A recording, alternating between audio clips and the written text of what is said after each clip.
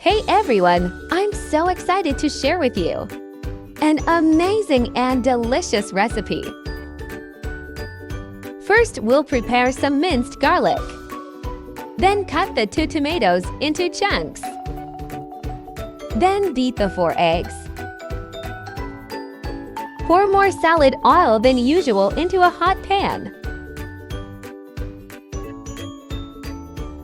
Pour in the egg mixture and scramble quickly until just set. Set aside the congealed eggs on a plate. Add garlic to the original pan and stir-fry. Add the diced tomatoes and a pinch of salt and sauté. Add a little water and continue to stir-fry until the tomatoes are slightly thickened. Then add the tomato paste, sugar and scrambled eggs and stir-fry well. Sprinkle with scallions. A delicious Chinese-style scrambled eggs with tomatoes is ready to serve.